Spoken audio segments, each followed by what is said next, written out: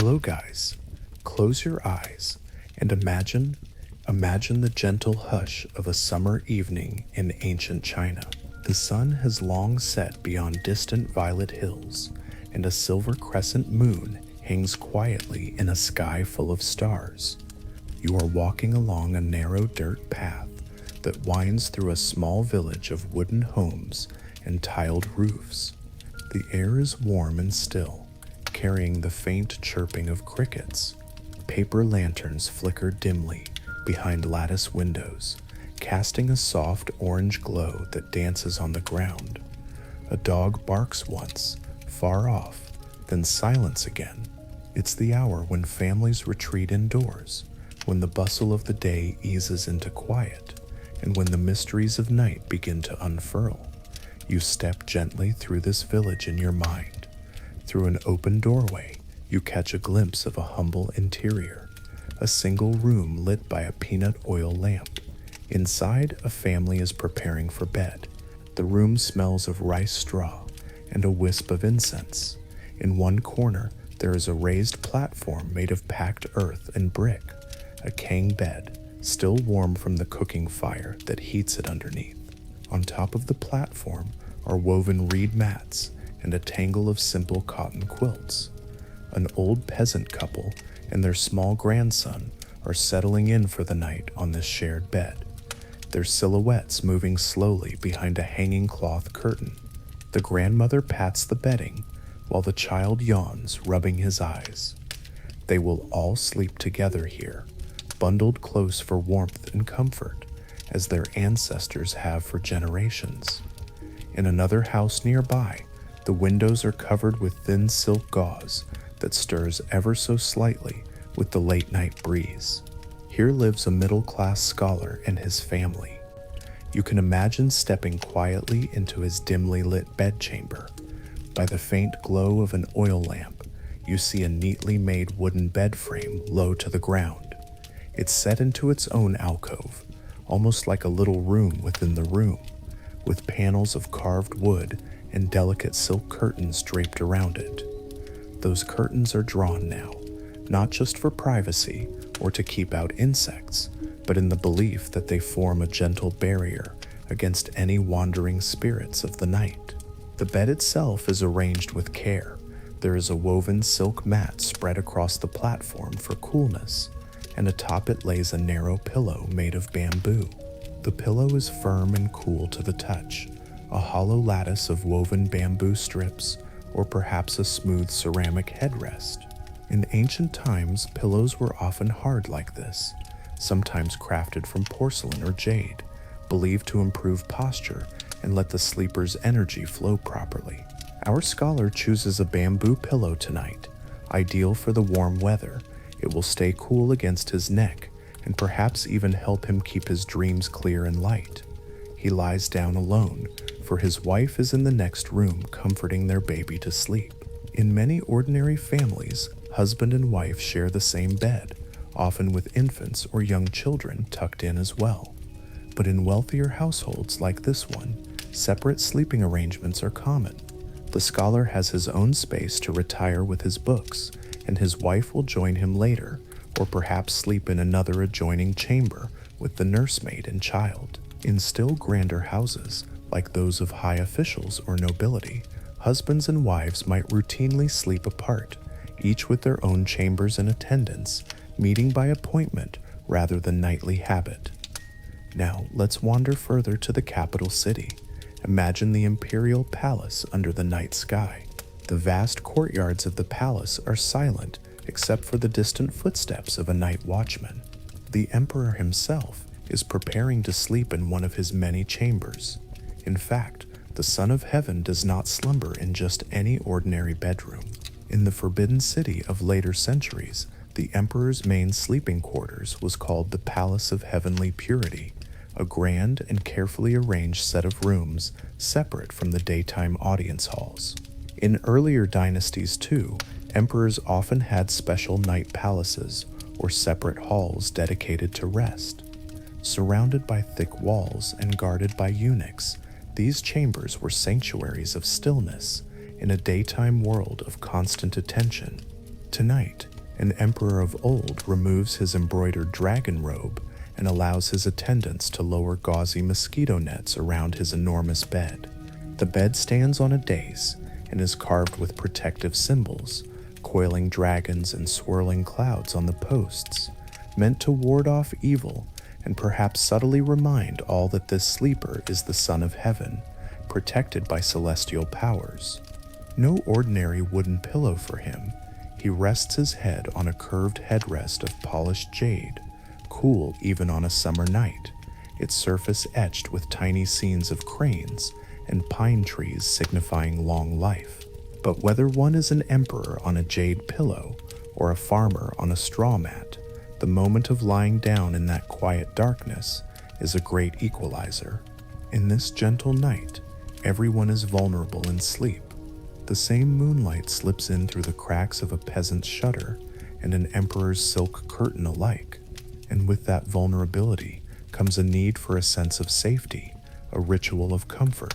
Before we drift further into these stories of the night, I want to say something quietly to you, my listener. If you find comfort in these quiet journeys through the past, feel free to like and subscribe. It helps more than you know. Also, I'd love for you to share in the comments where you're watching from and what time it is there right now. It's always so interesting to see how far and wide these quiet moments reach. But for now, let's continue our journey. Now, back in the little village, the lights in the windows are winking out one by one. People have finished the small chores that always end the day. Let's step inside one of these humble homes and see what gentle rituals are unfolding before sleep. In a one-room cottage with mud brick walls, a young mother is readying her children for bed. She has set a pottery basin of warm water by the doorway. The water was heated over the cooking fire, and she has dropped in a few leaves of aromatic herbs, perhaps mugwort and eucalyptus-like leaves, so it gives off a fresh, calming scent. One by one, she lifts her children onto a low stool and washes their little dusty feet. This simple act is both practical and ritual. After a long day of running in the fields, their feet must be cleaned, and in doing so, she symbolically washes away the excitement and troubles of the day. In ancient China, foot washing in warm water is a nightly custom known to improve circulation and calm the spirit. As the mother gently pours the warm water and rubs the tiny feet, the children giggle sleepily. Steam rises in the lamplight, carrying the fragrance of herbs that also help to relax them. Nearby, the children's grandmother sits on the edge of the family's broad wooden bed, watching with a toothy smile. She is brushing out her long gray hair before bed, another nightly habit passed down through generations. With slow, deliberate strokes, she runs a wooden comb from her scalp all the way down to the thinning ends. The comb is carved from peach wood, a wood believed to have protective, cleansing energy that repels evil spirits. The grandmother has done this every night for decades, 50, 100 strokes of the comb, until her scalp tingles lightly and her mind feels at ease.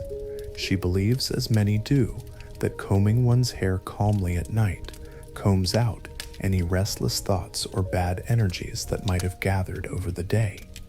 With each stroke, you can almost hear her unspoken prayers for peace and sleep. The children, now clean-footed and drowsy, climb up next to her on the bed platform, watching the rhythmic motion of the comb as if entranced. On a small altar shelf in the corner of the room, there is an ancestral shrine, wooden tablets with the names of the family's ancestors. Before truly retiring, the father of the house steps over to this shrine. He stands respectfully, lighting a single stick of incense. The orange ember of the incense tip glows, and a thin trail of sweet smoke coils upward. He bows his head and silently greets the ancestors. He might be asking them to watch over the household through the night, or simply paying his respects as the day ends. In many homes, people did not want to sleep too near the ancestor tablets, not out of disrespect, but because the presence of the dead, even beloved family spirits, was powerful. The shrine is usually in a central room or main hall, not in the bedroom, because the sleeping quarters were meant to be a quiet, private realm for the living. Still, the ancestors are never far away. The father perhaps whispers under his breath, "Dear ancestors, keep us safe this night." Then he extinguishes the tiny oil lamp that illuminates the shrine, leaving just the red pinprick of the incense burning in the darkness. Meanwhile, in a larger, wealthier household across town, an elegant woman in a silk robe prepares herself in her own way. She is in her bedchamber, decorated with painted folding screens and low candlelight. With her maid's help, she loosens the ornaments from her long black hair. Jade pins and gold combs are laid aside. Her hair, finally free, tumbles down her back. She sighs, feeling the relief of the day's weightlifting. Now she takes a finely crafted ivory comb and slowly combs her hair out, much as the grandmother did, but with a touch more ceremony. She's likely counting the strokes, each one leisurely. There's a belief that combing one's hair 100 strokes at night brings good dreams, and she, being literate and raised with poetry, might recall a line from an old verse about a woman at her dressing table, by candlelight, the night deep, she combs her silken tresses to calm her thoughts. By the time she reaches the 100th stroke, her eyes are half closed and calm. Next, she opens a small carved wooden box and takes out a strip of red silk ribbon. With a gentle motion, she ties this red ribbon around the base of her bed's headboard. It is a quiet precaution, a charm of sorts. Red, the color of life and yang energy, is thought to repel negative forces. By tying a red ribbon to her bed frame, she is symbolically barring any mischievous spirits or unwelcome influences from coming near her while she sleeps. Many people do similar things. Some tuck little red paper talismans under their pillows or hang them above the bed. In her case, the ribbon is subtle and lovely, something an educated lady might favor over a crude talisman. You can almost imagine her murmuring a tiny prayer as she fastens the ribbon, perhaps invoking the protection of a household deity or simply the power of red itself. In Chinese folk belief, red threads and cords bind good fortune and keep one safe. The famous red thread connects loved ones, and red charms protect against ghosts who supposedly fear that fiery hue.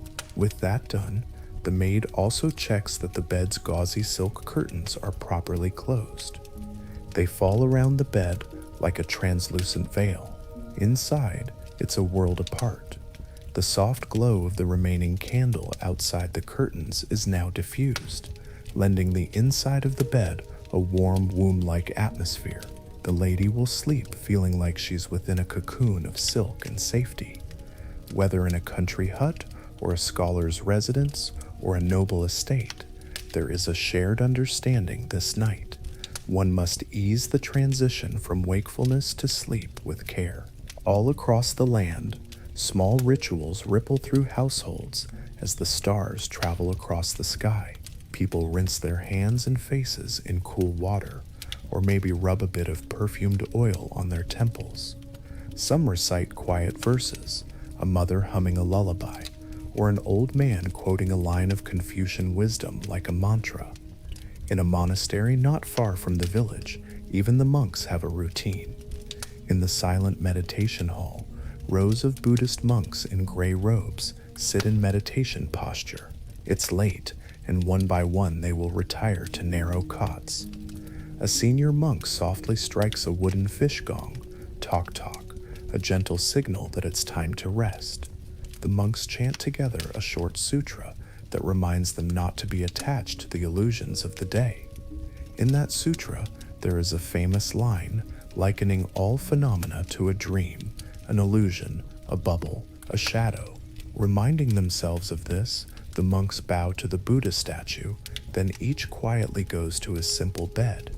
In the darkness, perhaps one novice monk, barely 14 years old, whispers a personal prayer, "May my dreams be pure. May no temptation disturb me. He, like many devout Buddhists, hopes to pass the night without any lustful or angry dreams that might disrupt his discipline. Soon, the monastery is as still as the surrounding forests, only the faint smell of incense lingering where their prayers were offered. Back in our village home, the family has settled into bed.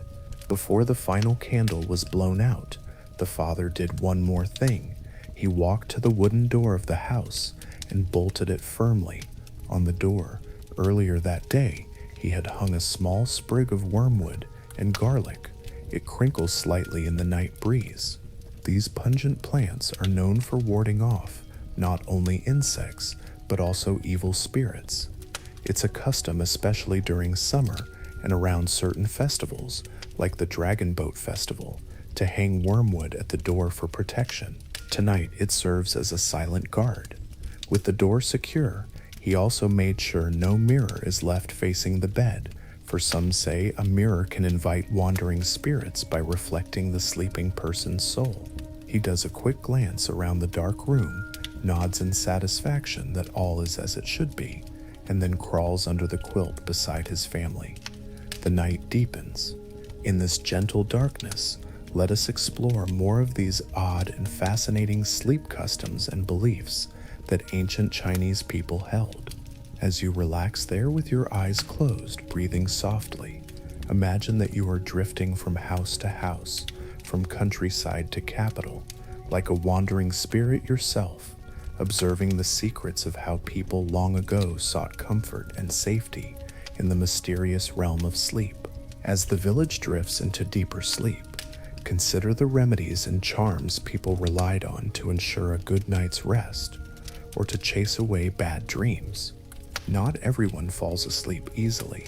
Insomnia and restless nights are as old as humanity. In a small town nearby, an elderly scholar sits awake at his desk well past midnight, his candle sputtering. He has been unable to sleep for several nights, his mind too full of worries about his sons traveling far away. Determined to finally rest, he recalls a recipe from an ancient medical text and decides to prepare a sleeping draught. From a lacquered box, he carefully measures out a handful of sour jujube seeds, xuanzao ren as they are called. These seeds from the wild date are a traditional remedy for nourishing the heart and calming the spirit. He toasts them lightly on an iron pan to release their mild nutty aroma, then grinds them into powder. Next, he adds some dried lotus seeds and a few lily bulbs, both known to ease anxiety and promote peaceful sleep. He even has a pinch of powdered amber, tiny grains of fossilized tree resin that a physician friend gave him, saying it helps anchor scattered thoughts. He brews all these together into a bitter, earthy tea over a brazier. In the silent courtyard, under a hazy moon, the old scholar sips this concoction slowly. The warmth and the tranquilizing herbs begin to soothe him from within. He feels the tightness in his chest loosen, his eyelids growing heavier with each breath. The ancient Materia Medica text described these ingredients as calming the Shen, the spirit that resides in the heart. Tonight, he is a living testament to that knowledge passed down over centuries, using nature's pharmacy to find gentle slumber. Not all aids were ingested. Some were kept close for comfort. Many people believed in the power of stones and talismans to influence sleep. Under that scholar's pillow lies a cool piece of jade. He placed it there earlier, as he often does, because jade is thought to be a substance of harmony. It's said to balance the energies and ward off evil. Some say jade emanates a gentle protective aura that keeps nightmares at bay. There were even eccentric Taoist practices where a person might sleep with a small pebble of jade or amethyst under their tongue or tied to their arm, the idea being that the stone's essence would mingle with the sleeper's vital essence and protect it. Of course, sleeping with a jade in the mouth is not exactly comfortable. Our scholar doesn't go that far, but he keeps the jade near him, under the pillow, to calm his dreams. He also has tucked under the pillow a folded paper charm, a painted talisman drawn by a wandering priest last spring. On it, in bold strokes of red cinnabar ink, are cryptic symbols and the name of a deity. The priest claimed it would help banish any malign spirit that tries to disturb his sleep. The scholar isn't sure if it truly works, but it gives him peace of mind to know it's there, a silent guardian in the darkness.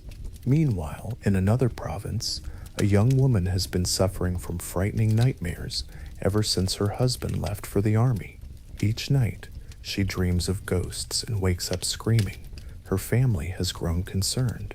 They decide to consult a local feng shi, a practitioner of folk magic and medicine. This healer arrives one afternoon with a bundle of curious items. She listens to the young woman's troubles and nods knowingly. To her, it's clear a mischievous spirit, or perhaps just the woman's own fear, has lodged in her psyche. For such cases, the feng shi prepares both medicinal and magical remedies. First, she brews a potion of calming herbs. There is fuling, poria mushroom, to steady the heart, some crushed dragon bone, fossilized bone, often used to subdue anxious energy, and a touch of orris root for its sweet scent and spirit-soothing quality. This earthy brew is to be drunk right before sleep. But that is not all. The healer then takes out a small strip of yellow paper and on it paints a red charm, a talisman, with swift practice strokes of her brush. The symbols she draws are a secret language, known to the gods and ghosts. She lets the ink dry, then burns the paper in a shallow bronze bowl. The ash of that sacred talisman is stirred into a cup of warm water. With a gentle but firm voice, she instructs the young woman to drink this fu water. It's a common practice, ingesting the ashes of a holy inscription to internalize its power. The young woman hesitates, but the healer smiles kindly and urges it. Down the mixture goes. It tastes like slightly bitter charcoal. The healer assures her that now the protective magic is inside her, circulating through her body. That night, they also place an amulet under the woman's mattress, a small cloth pouch that the feng shi brought, filled with fragrant mugwort, sandalwood powder, and a pinch of realgar, an arsenic mineral traditionally used on festival days to repel demons. What's more, this amulet has been soaked in water collected from the first summer rain. The healer had explained that the first rainfall of the season carries potent cleansing energy. It's fresh yang energy from the sky. She caught that rainwater in a ceramic bowl and consecrated the herbs in it under the sun's rays, then dried and sealed them in the pouch.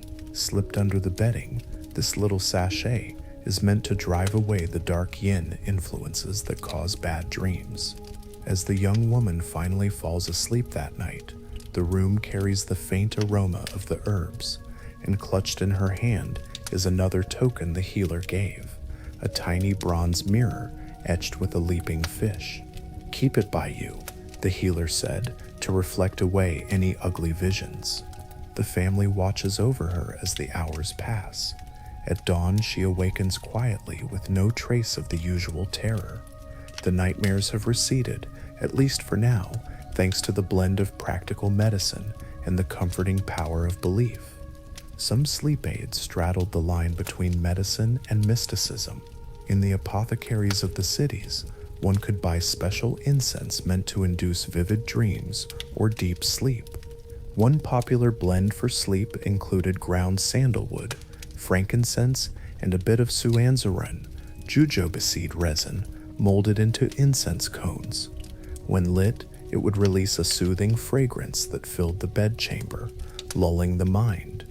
In some Taoist texts, there are mentions of dream incense, mixtures of herbs, and even narcotics that could produce trance-like dreams. These were not for common use.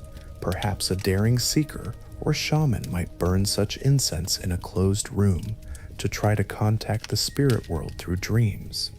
For example, Datura stramonium, a nightshade flower known as mantoluo in Chinese, was understood by a few to have hallucinogenic properties. In legend, a dose of datura or certain wild mushrooms could send a person into a state where they could see spirits or venture into bizarre dream realms. These practices were considered dangerous and largely forbidden by polite society. A doctor would sternly warn that such substances could open the soul's gate too wide, possibly letting in malevolent entities or driving one mad. So while village witches and shamans might experiment in secret with these psychoactive herbs, most people stuck to gentle remedies.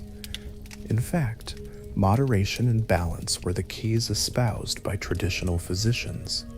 The classical medical text, Huangdi Neijing, the Yellow Emperor's Inner Classic, discusses insomnia and unsettled sleep as symptoms of an imbalance in the heart and liver energies.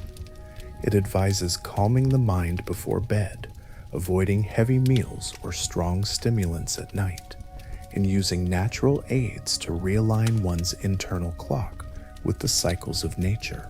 A Tang Dynasty doctor, Sun Simiao, wrote recipes for An Shen Tong, peaceful spirit decoctions, using ingredients like chamomile, sour date seed, and Rehmannia root to gently sedate without harm.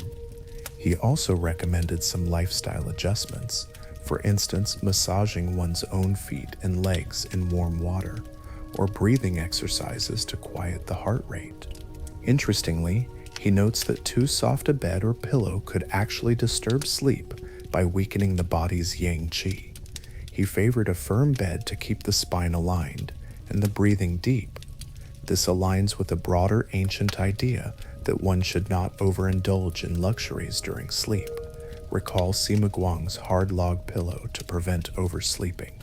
In royal courts, physicians occasionally checked on the emperor's sleep quality as part of his overall health. If an emperor couldn't sleep, it was not only his personal issue, but a state concern, thought to reflect cosmic disharmony. Court physicians might prescribe exotic ingredients like crushed pearls or amber powder in a draught to settle the emperor's spirit, believing that these precious substances carried a gravity that could weigh down a wandering mind. Beyond potions and objects, breath and mind practices were also used to influence sleep. In a small Taoist temple by a river, an adept prepares for what he calls a sleeping meditation. Sitting on his simple cot, he performs a series of slow breathing exercises taught by his master. He inhales deeply into his abdomen, then exhales very slowly, as if emptying not just his lungs, but his thoughts as well. He visualizes with each breath that a pure white light is washing through him from head to toe, pushing out any dark or worrying energies.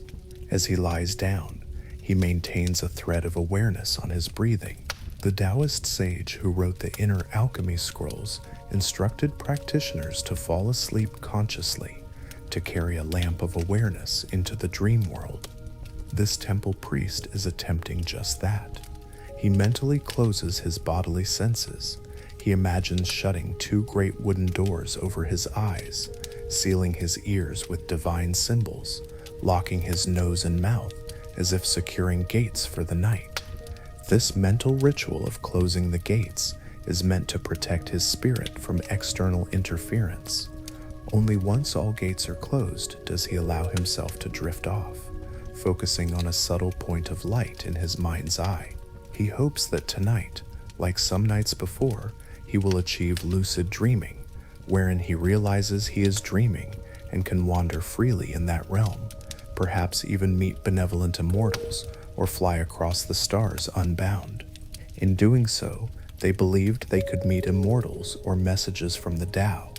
Even if that doesn't happen, the practice itself leaves him feeling more refreshed and in control of his inner world.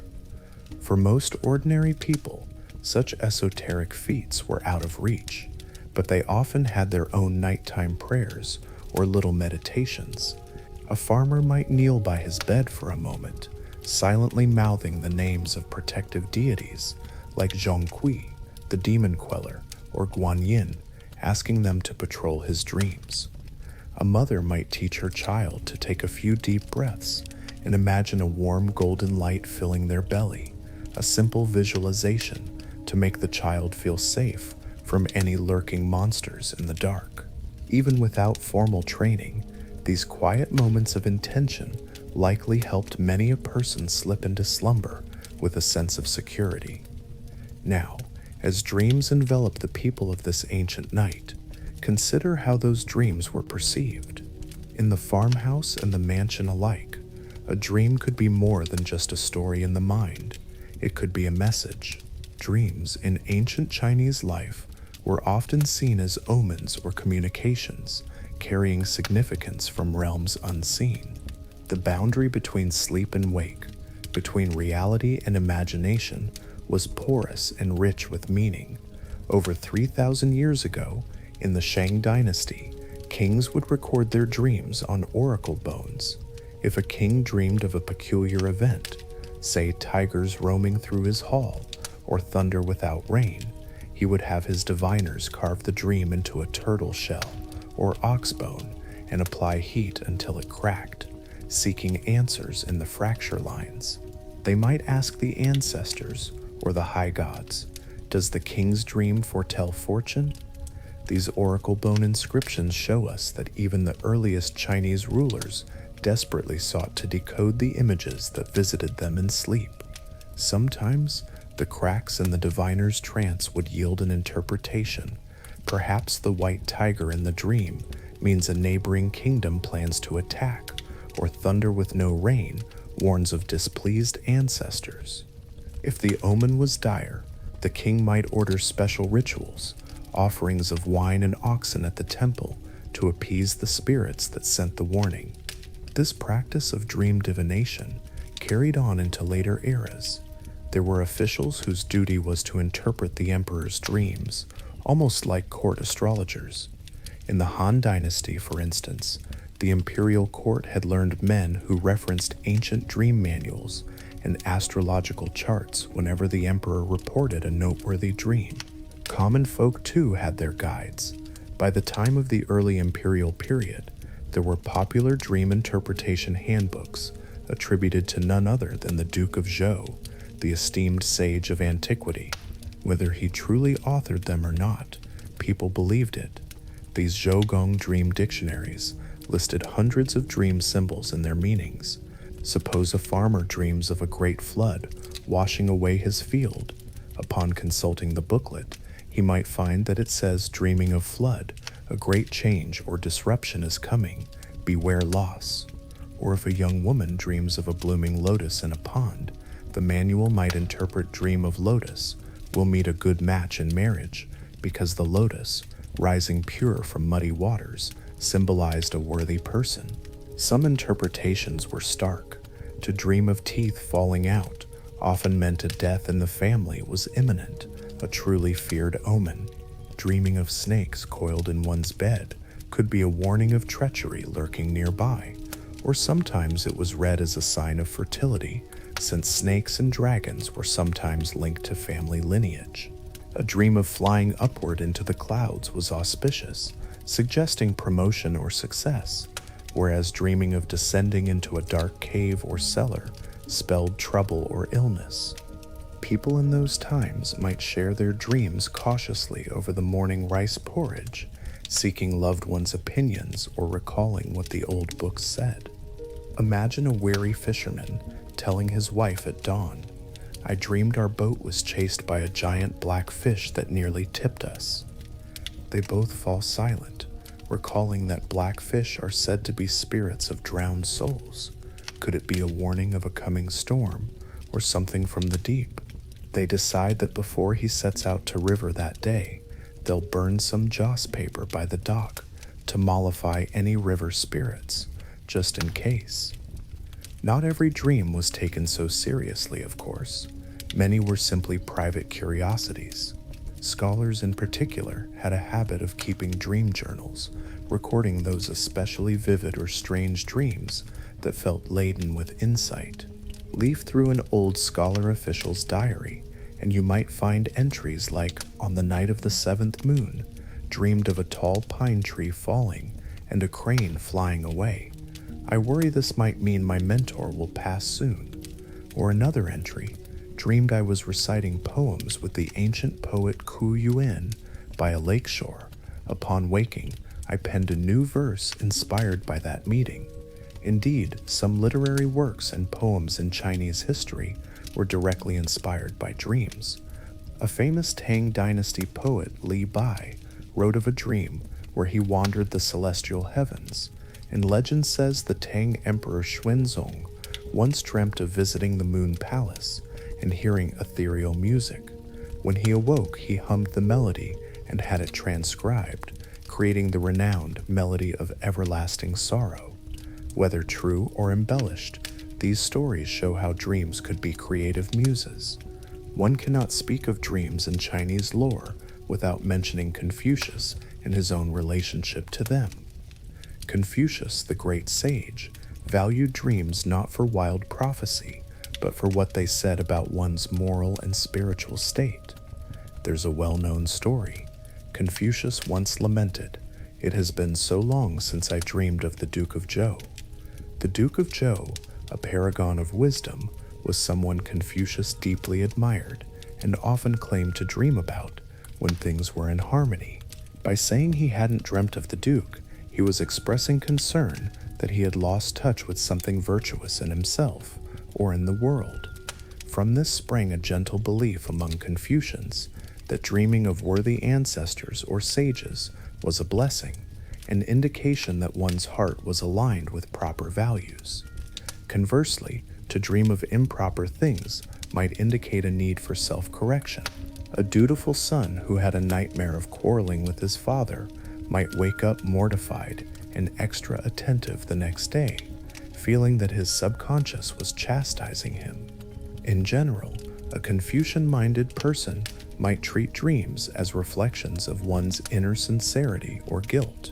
There are tales of officials who, after committing some unjust act, became tormented by nightmares until they confessed or made amends, almost as if their conscience manifested through dream phantoms.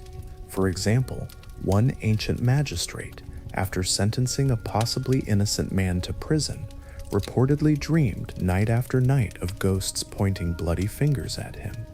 He grew haggard and convinced that heaven was sending him a message. Ultimately, he reopened the case and found the man guiltless, freeing him, and only then did the nightmares cease. Cases like this reinforced the belief that a clear conscience led to peaceful sleep, while moral failings invited disturbed dreams. While Confucianists saw moral lessons, Buddhists and Taoists had their own interpretations.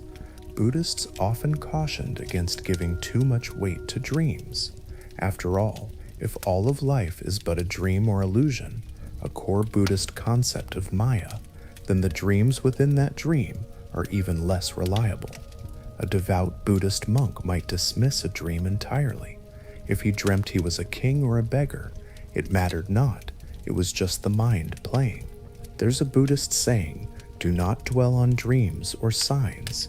They are but flowers in the air." This perspective helped practitioners avoid attachment or fear arising from dreams. If a layperson told a Buddhist master, "I saw the Buddha in my dream, radiant and smiling. Is it a sign of my enlightenment?" the master might gently chuckle and say, "It's good that you have devotion, but do not think seeing images in dreams or meditations means too much. Keep practicing, whether Buddha appears or demons appear. Treat it all as passing clouds." Some Buddhist monks, seeking to overcome all desires, even trained themselves to wake up at the slightest hint of a lustful dream, nipping it in the bud with a recitation of sutras in the dead of night to refocus the mind on purity. They viewed pleasant dreams and nightmares alike as tests of their equanimity.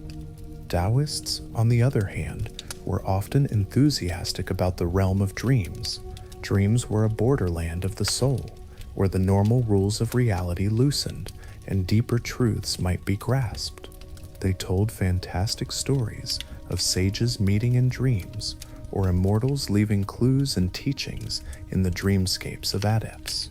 The most famous Taoist anecdote about dreaming is the story of Zhuangzi and the butterfly. Zhuangzi dreamt he was a carefree butterfly fluttering about. When he awoke, he found himself to be Zhuangzi, a man again, but he pondered, was he a man who had dreamt of being a butterfly, or was he now a butterfly dreaming he was a man? The tale is light-hearted yet profound, illustrating the Taoist view that the boundary between dream and reality is fluid. Perhaps our waking life is just another kind of dream. Such ideas led Taoists to explore dreams as a path to enlightenment, or at least understanding the Tao. They practiced techniques to incubate certain dreams. For instance, a Taoist manual might instruct, if you wish to visit the holy mountain of Penglai in a dream, meditate on its image and chant a secret incantation before sleep. There are records of Taoist priests sleeping on special dream mats with talismanic diagrams under their pillow, hoping to travel astrally or receive divine visions. One story from the Taoist canon tells of Lu Dongbin, a Taoist immortal, who tested a scholar by giving him a magical pillow, the very story we recalled earlier of the magical porcelain pillow. The scholar lived an entire lifetime of success and despair in a brief dream, only to awaken and realize the folly of ambition. That story, the record of Inside the Pillow, was cherished by Taoists and common folk alike for its lesson that life's glories and defeats are equally ephemeral, like a long dream. It reinforced the Taoist appreciation that dreams can enlighten by showing the illusory nature of worldly pursuits. Even outside philosophical circles, ordinary people valued certain dreams deeply. One particularly auspicious kind of dream was a visitation by a departed loved one. If a grieving daughter dreamt of her late mother coming to tell her, "I'm well on the other side, don't worry," she would wake with tears of relief, believing truly that her mother's spirit reached out in the quiet of night. Families sometimes even prayed for such dreams. After a funeral, relatives might say, "I hope Father comes to see me in a dream, just so I know he's at peace." And indeed, sometime in the 49 days of mourning, or beyond, many did feel they received such a dream and took comfort in it. However, there were also taboo dreams that one hesitated to mention. If a woman unmarried and living in her parents' home dreamed of a wedding, or worse, of being pregnant, she might keep that to herself with a flushed face, worried that it was a bad omen or an indication of improper thoughts. To her, it might feel like a portent that others would misread as reality if spoken aloud. Likewise, to dream of ghosts or ominous creatures like owls, believed to be unlucky, could send a chill through one's morning. Some very superstitious folks would, upon waking from a nightmare of ghosts, immediately go and light firecrackers or burn incense to disperse any lingering negative energy. Dreaming of natural disasters like floods or fires was generally considered a warning, perhaps heaven giving a sign of turmoil to come. Emperors who had such dreams often convened their advisors at once, seeking ritual solutions to avert calamity, while villagers might interpret a flood dream as a sign to inspect and reinforce the riverbanks, just in case. The line between dreams and reality often blurred most dangerously when fear was involved.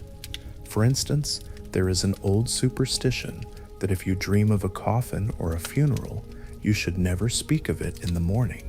To speak of it is to invite it. Instead, one should quietly go and knock on a piece of wood.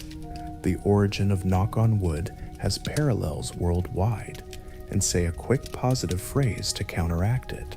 Similarly, a common folk practice after a particularly bad nightmare was to go to the back door of the house just before sunrise, open it, and say into the air, "Bad dream, be gone," 3 times, effectively letting the nightmare slip away into the fading darkness. Yet, through all these varied beliefs, ominous dreams hopeful dreams, and philosophical musings on dreams, there was also a healthy thread of skepticism and humor about them. Take the Song Dynasty writer Shen Kuo, a brilliant man who wrote dream pool essays. Ironically, the title suggests a deep exploration of dreams, but it was more an assortment of scientific and observational writings. Shen Kuo remarked on one occasion that people might overinterpret things. If a man eats bad meat and dreams of demons, it is not a message from the beyond, but from his stomach. Indeed, indigestion causing nightmares was well acknowledged. Too late a heavy supper, and one might be cursed with wild dreams. So some cautions were very pragmatic. Don't consume extremely rich or spicy foods before bed if you want peaceful dreams. The boundary of the mystical and the mundane was always dancing in nightly life. As midnight gives way to the later watches of the night, our exploration turns toward the more shadowy side of slumber, the spirits and demons that people believed lurked after dark, preying on sleepers. For in a world imbued with spirits, nighttime, the yin time, was when the balance tipped in favor of ghosts, and a sleeper, so still and undefended, might become their victim. Night was the domain of yin, the cool, dark, and sometimes unsettling counterpart to the bright yang of daytime. As people slept, many believed that unseen eyes watched from the shadows. Spirits and demons were thought to abound in the midnight hours, and a sleeping person with defenses down and Hun soul wandering could be vulnerable to their mischief. So throughout our imaginary journey this night, let us peek at how people confronted these lurking fears. In one modest house at the village's edge, an old man stirs from his slumber with a jolt. He felt something, a pressure on his chest, as if an invisible weight settled on him, squeezing the breath out of him. His eyes open, but he can't move his limbs. The room is dim, lit only by a faint moonbeam slanting through the eaves, and in that weak light he perceives a dark shape crouching on his chest. Panic surges. He tries to cry out, but no sound escapes his throat. In his mind, one phrase pounds: Guia Chong, a ghost is pressing on me. He has heard of this in village lore, but now it's happening to him. His heart thunders as he struggles internally. The shadowy form seems to snarl soundlessly, its features indistinct, but unquestionably sinister.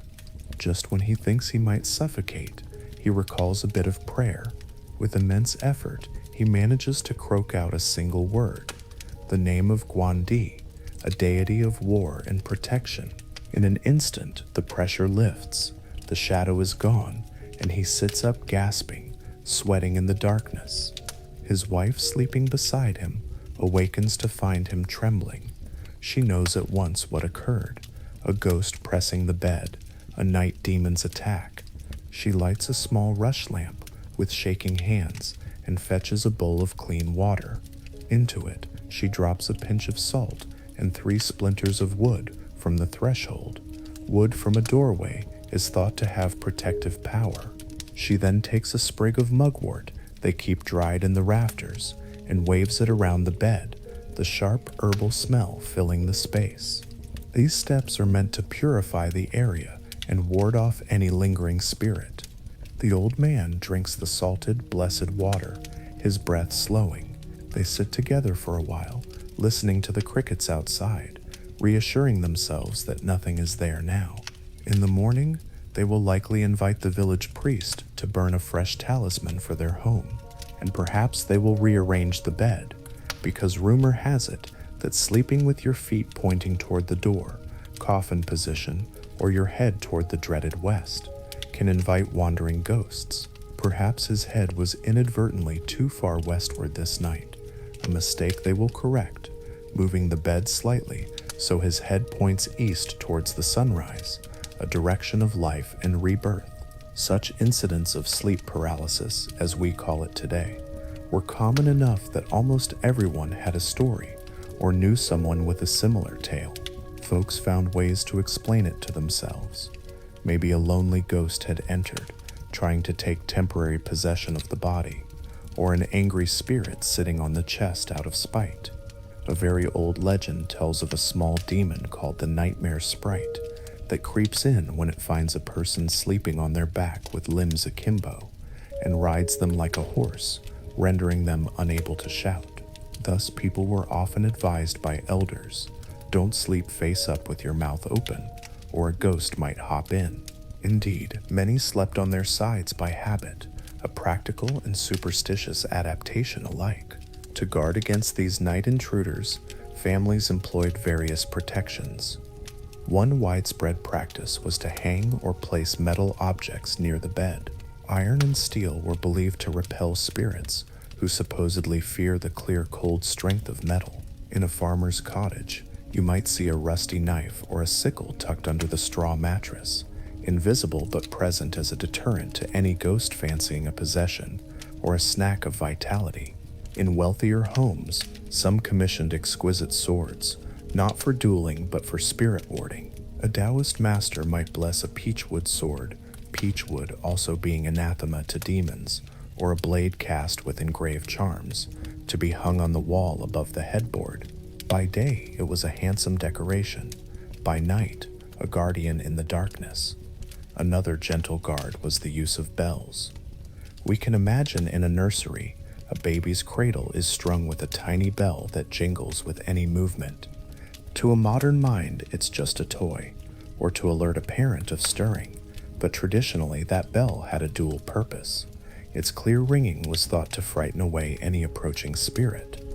Even adults sometimes hung small wind chimes or bells at the window. The soft tinkling at night served as a charm. If a breeze or an entity disturbed it, the sound would either warn the sleeper or chase off something not of this world. Little children, considered especially at risk from roving ghosts, who might envy their vitality or try to steal them away, were often surrounded by protective substances. For instance, a mother might dab a bit of garlic juice or crushed garlic near the child's crib. The pungent odor was a known deterrent for insects and vermin, but also believed to repel malign spirits, much like Western tales of vampires shrinking from garlic. Chinese folk tradition also held that many ghosts dislike strong yang odors. Similarly, babies might have a tiny sachet of herbs tied to their clothes or hung above their pillow, filled with things like realgar, mugwort, and peppercorn. These gave off a spicy medicinal smell that was both soothing to the family, a sign of care, and alarming to specters. And then there was cinnabar, the mercury-based mineral with a vivid red color. Red, as we've noted, is powerful yang.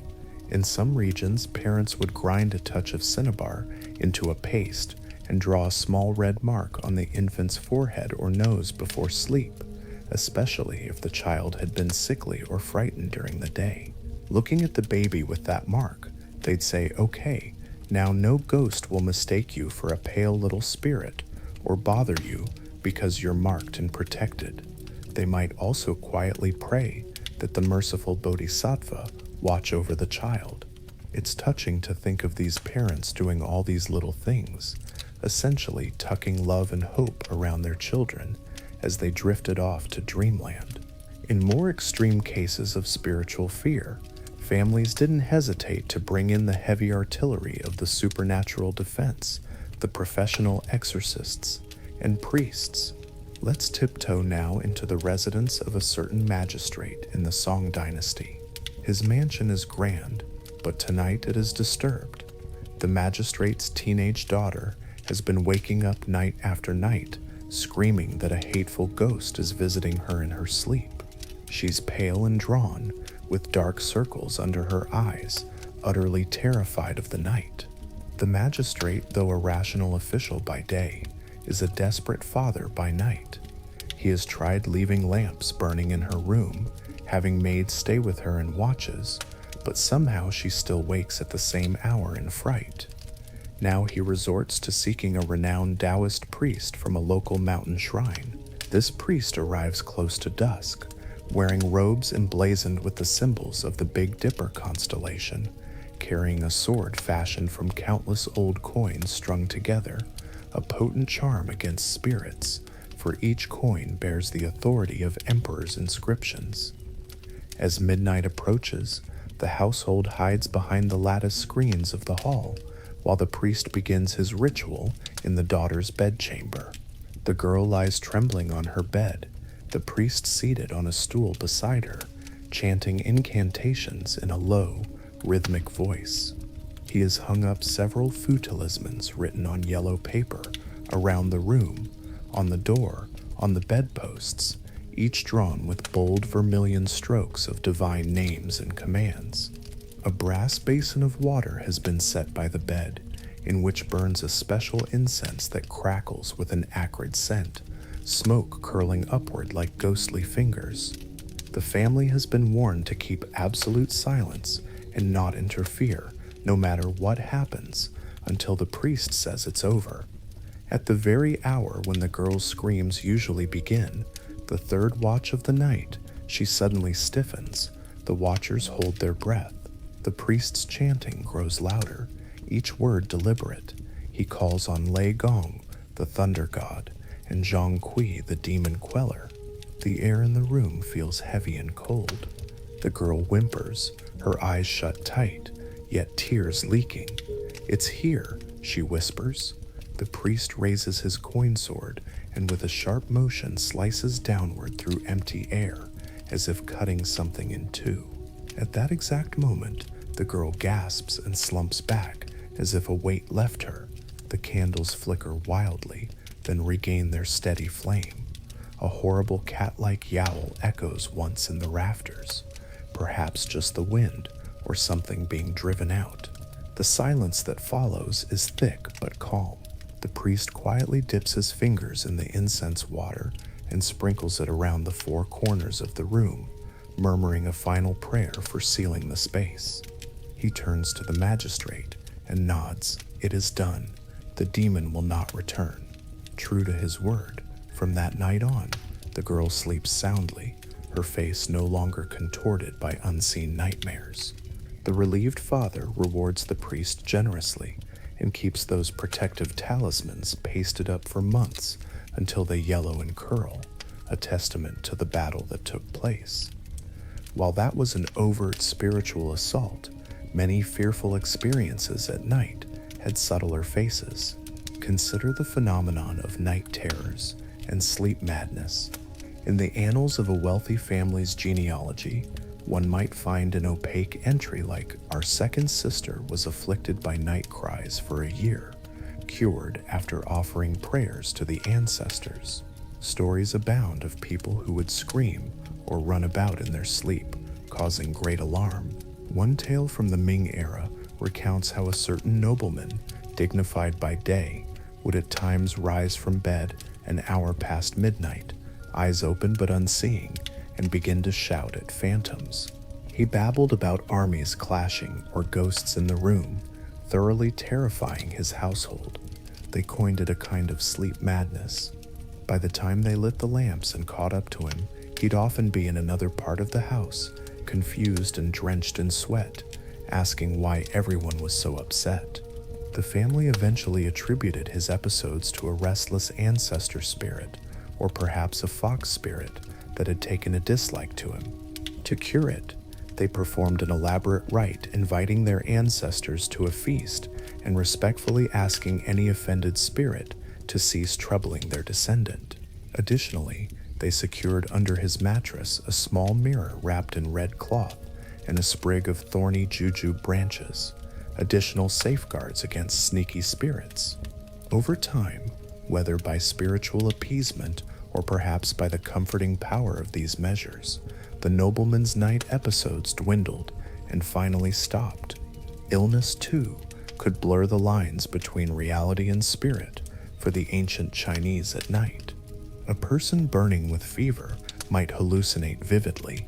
Lacking modern medical understanding, such ravings were often interpreted through a spiritual lens. A record from the Qing dynasty tells of a merchant who fell gravely ill on a journey. In the throes of a high fever, he later recounted, he saw beings around him, strange little goblins dancing on the rafters, and water spirits beckoning him to follow them into a dark river. His servants, watching over him, heard him muttering about rivers and ghosts, and grew fearful that perhaps death spirits were enticing his soul away.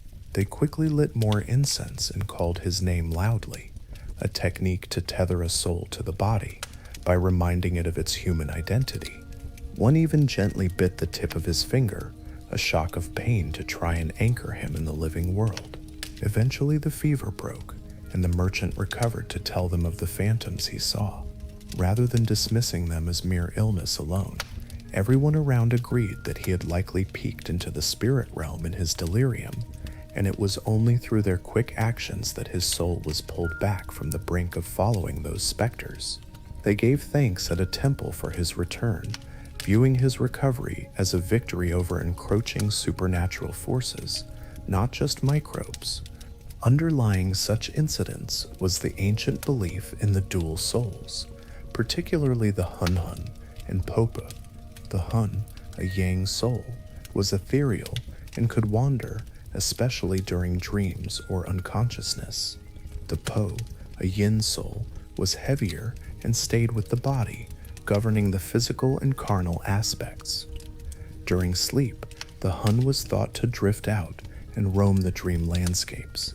Normally, it stayed tethered by the slender thread of life force, returning by morning, bringing back dreams as souvenirs. But if something startled the Hun while out, it might get lost or delayed returning. This explained why someone might wake up from a nightmare, extremely disoriented, or even fall into a coma. Their Hun might have not fully returned. Thus, there were gentle folk customs to recall a lost soul. If a child was frightened out of sleep and woke crying inconsolably, a parent might go to the door and softly call the child's name into the night 3 times, each time entreating kindly, "Come back, little one, come back to us, follow mother's voice." They might wave that child's jacket or a favorite toy outside as a beacon for the wandering Hun to recognize and follow home. Likewise, it was considered dangerous to jar someone awake too suddenly. If a family member had fallen into an unusually deep, unwakeable sleep, others might say, "Shh, don't startle them. Their Hun is far away right now. Only a gentle rousing would do, maybe rubbing their hands, speaking softly to guide the soul gently back into the body." In extreme cases, if someone was unconscious and thought near death from soul loss, a shaman might perform a soul-calling ceremony with drums or a gong, traveling to spiritually search for the lost Hun in the realms it might have strayed, bargaining with spirits to release it. People took these things seriously because of the perceived connection between dreams, illness, and the spirit world. A pattern of nightmares could even be taken as evidence of an incipient possession or haunting. For instance, if a man repeatedly dreamed of a gaunt figure beckoning him, night after night, growing more vivid each time, he might confess this to a local priest in alarm. They'd suspect that a ghost had fixed its eyes on this man, perhaps seeking his help or his life force. They might advise him to perform certain rites, for example, to write the ghost's description on paper and burn it with joss money, symbolically giving the ghost what it might want, or to wear a protective amulet of the Joe, a legendary archer who shot ghosts, around his neck while sleeping. The idea was to intercept the inroad the ghost had into his psyche via dreams before it manifested in something worse, like an apparition in waking life or misfortune. In many ghost stories told by lantern light, the arc begins with a dream. Someone dreams of a ghost, then starts seeing it while awake, and eventually is lured to their doom or has to fight it off. So, stopping the problem at the dream stage was crucial. One fascinating phenomenon frequently mentioned is sleepwalking, or night wandering as old texts refer to it. Imagine a scholar's household in the Song era. Late at night, a servant doing rounds sees to his shock the master of the house, dressed in his night clothes, walking silently across the courtyard. The master's eyes are open but glazed, as if seeing something far away. The servant quietly follows. The scholar walks straight to an old plum tree and begins reciting poetry to it, as if addressing an audience. Then he slowly climbs the steps toward the garden well. Alarmed he might fall, the servant softly calls out, "Master, master, please watch your step." The scholar pauses, turns, blinks in confusion as if just waking, and only then realizes he's outside, in the cold night dew, far from his bed. In the morning, he remembers nothing of how he got there. Stories like this were often rationalized, not as a simple sleep disorder, but either as the Hun soul dragging the body along on its wanderings, or as an opportunistic spirit briefly taking control of the body while the owner's soul was out. The recommended remedy? Place a broom or a pair of shoes upside down by the bedside, as these were thought to trip up any spirit trying to walk the body out the door. Also, some said you should never shout a person's name to wake a sleepwalker, echoing the gentle wake principle. Instead, gently lead them back or clap your hands softly from a distance. The idea was to ease the person's own soul back in control without startling or scaring off the part that was controlling the body. While adults had their share of spectral worries, the fears around children at night were in some ways even more intense. Babies sometimes suffer from what modern folk call colic or night terrors, suddenly crying at night for no obvious reason. In old China, such incidents were often attributed to ghost trickery. A baby screaming in the middle of the night, inconsolable, might be seen as the child's pure eyes, possibly seeing a spirit that adults could not, or feeling the pinch of a ghost's claws. Parents had a repertoire of responses. They'd check practical things first. Maybe the baby is cold, or a pin is poking them. But if all was normal, and the baby still wailed as if in terror, out came the cinnabar paste for the forehead, or a few drops of mother's warm saliva applied to the infant's belly. With a whispered chant, saliva was considered a personal essence and could act as a protective blessing. Some fathers would take a sword, if they had one, and circle the house with it, brandishing its shadows and commanding any unseen being to leave in the name of the family ancestors. Grandmothers might burn a bit of dried chili pepper, letting its acrid smoke fill the doorway, so the ghost runs away sneezing, they'd say. There were also endearing little superstitions, like covering a child's navel at night. The navel was considered one point of entry or exit for spiritual essence.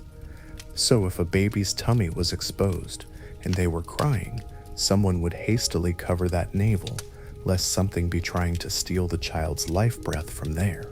Furthermore, when a child was particularly prone to night frights, parents sometimes wrote the child's name on a piece of paper and taped it to the foot of the bed, or even on the sole of the child's tiny shoe. This was meant to anchor the child, symbolically pinning their identity down, so that no roaming spirit could snatch their soul away. A child's soul was considered especially flighty, since children are pure yang energy, but not yet stable, so extra measures like this were taken to keep them tied to the mortal world until they grew stronger. As the night edges toward its darkest hours, beyond the ghosts and ghouls lies also the domain of the deeply personal and poignant experiences, sometimes uplifting, sometimes sorrowful, that the dark and quiet of night allowed.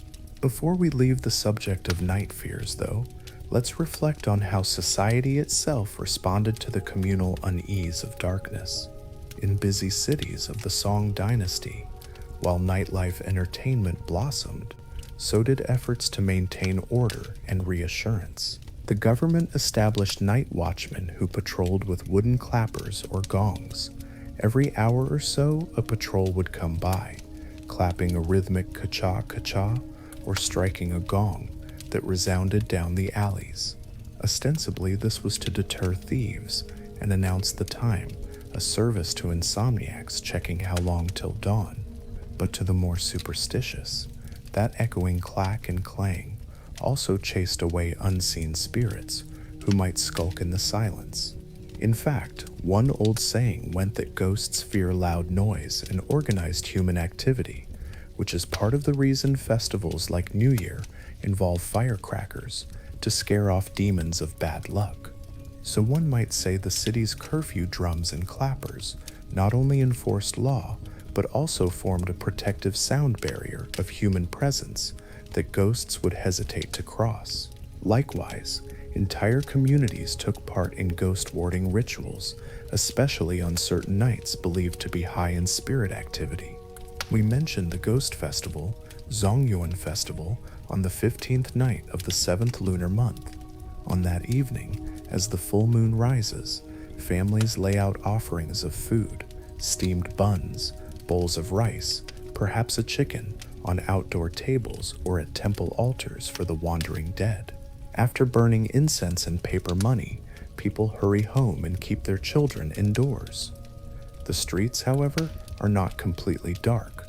Many towns hold a lantern parade or float lanterns on rivers, the warm glow intended to both honor the dead and light their way so they don't get lost and accidentally slip into the wrong houses. Some villages perform a Nuo dance. Performers wear fearsome masks of demons and guardians, parading and thrashing about with spears and drums to literally scare away any ghostly presence from the area. Though such ceremonies are lively, they carry a solemn purpose, acknowledging that yes, the ghosts are real enough to appease and frighten, but under human guidance, the living will remain unharmed. In a sense, it's a collective bargaining and bravado with the darkness. Show respect to the dead, then chase them back to where they belong until another year. All these measures, from a single red ribbon on a bed to an entire city's festival, paint a picture of how deeply the night's unseen world was interwoven with daily life. For every rational explanation, the baby had a colic, the man had sleep apnea causing ghost-pressing sensations, the scholar was simply sleepwalking, there was a rich, symbolic counter-explanation that made sense in the cultural fabric of the time. A ghost tried to sit on me, a demon startled the baby, a spirit led the scholar astray. And in addressing those fears, the people of old China created rituals that, while born of superstition, often carried genuine comfort and healing for them. Now, beyond fear, night could also be a time of strange beauty, intimacy, and even quiet joy, as long as one was protected and secure. Not every whisper in the dark was a threat. Some were the whispers of lovers or the musings of philosophers, and some shadows were not demons, but the gentle silhouettes of family watching over each other. So, as the deepest part of night begins to slowly lean toward the early hint of dawn, let us leave behind the demons and turn to the softer aspects of nocturnal life, the private world of the bedchamber, where human vulnerability sometimes leads not to terror, but to tenderness, even in unexpected forms. We have seen how fear was kept at bay with charms and faith, but the night also held other secrets, private desires and vulnerabilities that only emerge in the darkness. The intersection of sleep and sexuality in ancient China was a delicate one, shrouded in both practical wisdom and superstition. In those days, if a man woke from a sensual dream, he might not simply shrug it off as a natural occurrence. Often, he would wonder if some external spirit had been at work. There were tales whispered in tea houses of the beautiful fox spirit that could appear in dreams as a seductive woman, entangling a man's will and siphoning away his vitality. A solitary scholar studying late into the night might suddenly doze at his desk and dream of a stunning lady in white, her hair long and eyes luminous. In the dream she visits him, caresses him, and he feels an intense pleasure, only to wake and find himself alone, disoriented, and drenched in sweat. The next morning, he feels inexplicably exhausted, as if something drained him. After a few such nights, he grows pale. Neighbors nod knowingly. A huli jing, fox fairy, must be preying on him. The remedy? Perhaps he goes to a temple to obtain a potent amulet inscribed with the guardian Zhongqi subduing a fox. He places this talisman under his pillow and also sleeps henceforth with a bright oil lamp lit by his bedside, for it said fox spirits and yin ghosts prefer darkness and shy away from light. Additionally, an older friend advises him to sprinkle a circle of dried black beans around his bed before sleep. An odd trick, but beans were thought to have a thunder spirit in them that foxes fear. Armed with these protections, the scholar manages to pass a night undisturbed. The imagined sniff of a fox at his window, frustrated by the magical barrier. Over time, his strength returns and the beguiling dream visits cease. Whether one believes in literal fox spirits or not, the message was clear. Unchecked lust, even in dreams, was dangerous to one's health and spirit, and needed to be warded off with both discipline and a touch of magic. Men especially were cautioned about losing their yang essence at night. Traditional physicians and Taoist adepts alike agreed that nighttime was when your vital energies should be stored and replenished, not expended. A common saying was preserve your seed at night to keep your spirit bright by day. Sexual activity right before sleep was warned against. The reason given was that it left the soul gate undefended. In other words, after passion, one's body is momentarily weak and open, and if you then drift into sleep, any roving spirit might slip in through that open gate or steal the remaining vitality. Even couples were advised to time their conjugal relations thoughtfully, better in the evening, and then have a little food or tea, regaining some strength before sleeping, or better yet at dawn, when yang energy rises anew. To fall asleep immediately after climax was likened to a general leaving the fortress gates open at night, folly inviting trouble. In line with this, some men took to wearing protective clothing, specifically at bedtime. For instance, a lightweight silk undergarment, or a silk sash tied around the lower abdomen. Silk, being a pure and refined material, was believed to have a subtle protective quality. It was smooth, warm yet breathable, and symbolically associated with high yang energy, the product of the industrious silkworm and the sun-fed mulberry leaves. By wrapping the waist and groin with silk, a man created a barrier that a nocturnal spirit or succuba-like entity would find harder to penetrate. It also physically kept the body warm and the muscles slightly tense, which, in theory, helped prevent involuntary emissions of essence during lustful dreams. There's an old anecdote about a diligent young scholar who, worried about distraction from his studies, would sleep with a silk band tied around his hips and one of those hard porcelain pillows under his head. One night, he dreamed of a beautiful woman approaching, but in the dream, as she reached out to touch him, her hand slipped off an invisible shield. He later attributed it to the silk protecting him. Of course, this was his dream rationalization, but it reinforced his confidence in maintaining purity. In monasteries, celibate monks had their own strategies to guard against the allure of nightly fantasies. We glimpsed one earlier, a monk chanting Guan Yin's name until sleep, filling his mind with compassion rather than lust. There were also special prayers, specifically addressing this human frailty. A Zen monk might recite, "If temptresses visit in dreams, may I see them as nothing but phantoms and shadows." Young monks were taught to treat erotic dreams as passing tests, to neither feel too guilty, since that could breed despair, nor to indulge them by dwelling on them after waking. Some particularly devout monks took austere measures, sleeping in slightly uncomfortable positions, like sitting up or on a wooden pillow, so that deep sleep, where vivid dreaming happens, was less likely. In the Vinaya monastic rules, it was recorded that a monk who experienced a nocturnal emission was not considered to have broken celibacy, since it was involuntary, but he was required to perform a cleansing ritual at dawn and recite sutras for purity. Thus, even as they strove for enlightenment, These monks acknowledged and managed their very natural nocturnal vulnerabilities with compassion and routine. Taoist practitioners of the bedroom arts went a different direction. Rather than solely warding off sexual dreams, advanced adepts sought to transmute them. A Taoist manual might advise the following: if you become conscious during a dream of intimacy, do not finish the act in the dream.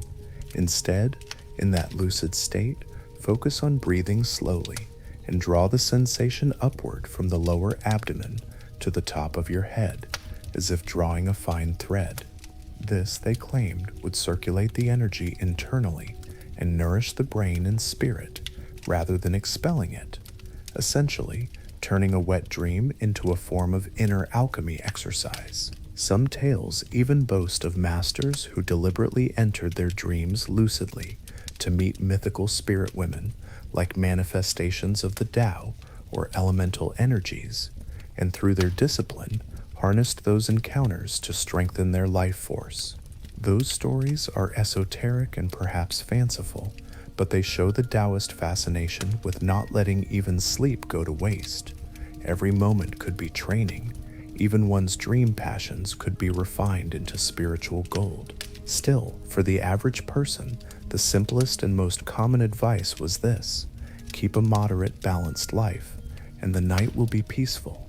Avoid heavy or spicy meals at dinner. They heat the blood and stir restless dreams. Burn a gentle incense like sandalwood in the bedroom to keep thoughts pure. If you're prone to troublesome dreams, a small cup of calming chrysanthemum tea before bed could cool the body's energies. And always ensure the sleeping area is clean and orderly. Clutter was thought to attract mischievous spirits or just promote unsettled tea that could translate into chaotic dreams. Turning from adults to children once more, we find that beyond preventing fright, there were also many sweet bedtime rituals for children aimed at comfort, education, and gently guiding their young souls. We have seen mothers washing tiny feet and whispering prayers. Let's peek into another home where a mother is laying her toddler in a wicker cradle. Beside the cradle, she places a cloth doll, a soft figure made of stuffed cotton, wearing a tiny guardian's outfit. In some regions, this might be a tiger plushie, sewn from brightly dyed fabric with an embroidered fierce face. Tigers, being powerful and yang, were believed to scare away minor demons. It was common to give children tiger pillows or toys for this reason. In other places, the doll might represent an auspicious deity, like a plump, smiling house god meant to stand watch through the night. The baby grabs onto the doll, chewing its ear contentedly. To the mother, that doll is a little protector. She even quietly addresses it in her mind. "Watch over my baby, please." The room is lit with a dim oil lamp that casts a soft halo around the pair. As she rocks the cradle, she softly sings a lullaby. Perhaps it's one handed down from her grandmother. In a half-humming, half-singing murmur, she goes, "Sleep, my baby, don't you cry. Moon is smiling in the sky. Crickets chirp and fireflies glow. Mama's here, won't let you go.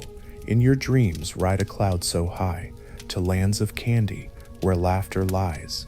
The actual words might be different, but across China, lullabies often mention nature, moon, flowers, birds, gentle promises of safety, and sometimes a bit of bribery.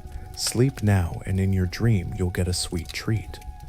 The child's eyes flutter as the melody wraps around them like a warm blanket. Perhaps the mother also whispers a protective verse taught by a village elder.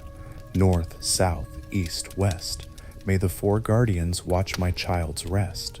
In many homes, tucking in a child was accompanied by a tiny invocation like that, addressed to the directions or to well-meaning spirits like the stove god or the local earth god to keep an eye on the vulnerable little sleeper.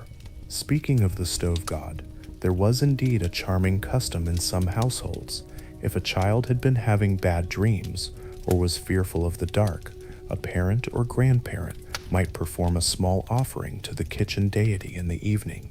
The kitchen god, residing over the family hearth, was considered an informant to heaven, but also a protector of the home's well-being. A mother might take a bit of the family's dinner, say a sweet rice ball or a piece of fruit, and just before shutting the kitchen down for the night, place it by the stove and whisper, "Dear stove god, here's something tasty for you. Please keep all ghosts and troubles away from my children tonight." She might also smear a touch of honey on the lips of the stove god's paper image, usually posted on the kitchen wall, as a way of sweetening his disposition. This act is partly rooted in New Year traditions, but on a smaller scale, some did it whenever extra help was needed. By symbolically feeding the guardian of the household, they believed he would be pleased and diligently guard the house through the night, ensuring only sweet dreams for the little ones. In the morning, the offering would be quietly disposed of, perhaps given to the family dog or placed under a tree for nature to take, and the parent would thank the stove god for his duty. Children, in their innocent connection to the unseen, were also at the center of many folk tales that elders told as cautionary yet enchanting bedtime stories. One such story could be about a mischievous fox spirit who likes to play pranks on villagers at night. The grandmother might tell her grandchildren, once there was a fox spirit who would call out people's names in the voice of a loved one. If you answered, it would lead you astray into the woods. The wide-eyed children ask what happened if you followed. The grandmother continues, those who followed would wander all night through brambles, thinking they were headed home, only to find themselves at the old graveyard at cock's crow, with the fox laughing at them. But if you ignore the call and instead recite a prayer, or just stay in bed, the fox gets bored and leaves. The children shiver delightfully and snuggle closer under their blankets. Through such tales they learn, don't trust strange voices at night, and keep your faith strong and you'll be safe. Another story could be more gentle, about a little boy who got lost in the forest, and a kind spirit, perhaps the spirit of an ancestor or a benevolent fairy, appeared in his dream to guide him back home. This instills that not all spirits are malevolent. Some watch over us, especially if we are pure of heart. One particularly poignant folk belief is that if a child dies young, a tragedy not uncommon historically, their spirit might linger because it missed out on life. So families who suffered such loss would often be very protective of their remaining children's souls at night, lest that lonely spirit sibling try to take a brother or sister along out of longing. This sounds eerie, but it's rooted in grief, transmuted into story. They would then double up the amulets on the surviving child and instruct them, if you dream of your little brother calling you to go play, you must not follow him past the front gate. You must say you have to ask Mama first. In a way, these instructions were an emotional coping mechanism for the family, weaving the lost child gently into the cautionary fabric of the surviving child's life. Yet most childhood nights ended not with fear, but in warm arms and soft words. A father might carry his drowsy toddler outside for a moment to pee before bed, common practice, and in that moment point out the friendly round face of the moon. "Say goodnight to Lady Moon," he whispers. The child lisps, "Good night, Lady Moon," and giggles. Such small rituals, night after night, build a fortress of security in a child's mind against the vast unknown of darkness. In the child's memory, the night is not just ghosts and shadows, but also fireflies, moonlight, Mama's song, Papa's stories, the smell of camphor or lavender on the pillow, the soft tickle of a kitten that sometimes sneaks onto the foot of the bed, and the presence of loved ones nearby, even as they sleep. As we imagine these tender nightly scenes, we should also appreciate that class and status made a difference in how one experienced the night. The contrasts could be stark, yet each tier of society found its own rhythms and comforts after sundown. The textures of the night were not the same for everyone. Class distinctions cast their own shadows and lights on how people slept and dreamed. Consider the splendid isolation of an emperor versus the crowded coziness of a peasant home.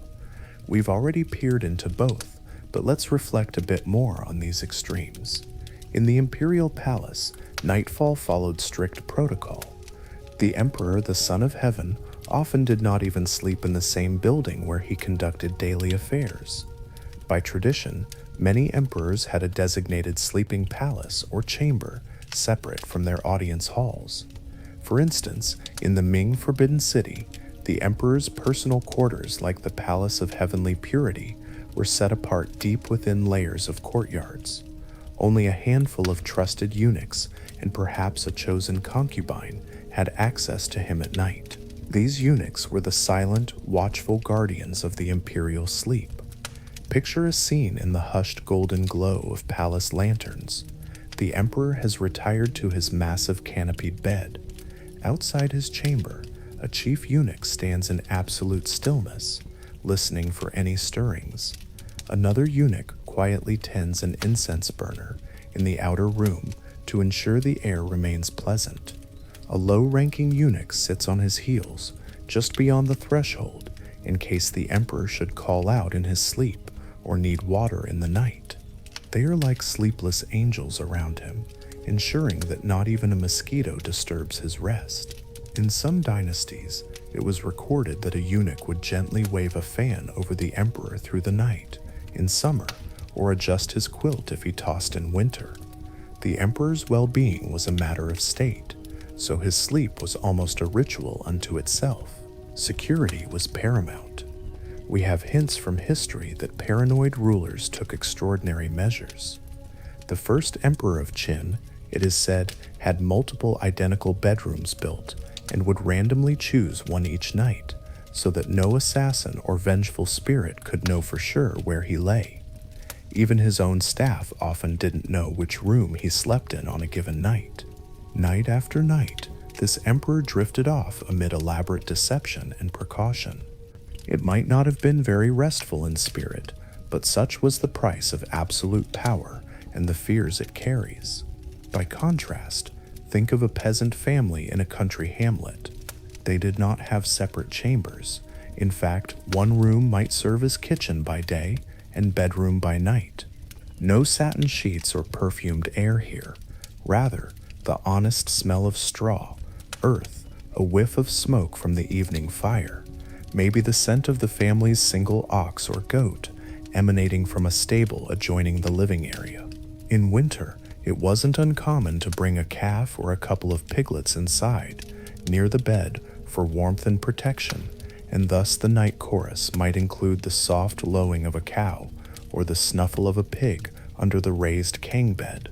Under the broad quilt, you'd find 3 generations huddled together, the old grandfather nearest the wall, where it's warmest, the grandchildren in between, the father and mother towards the outer edge to shield from drafts.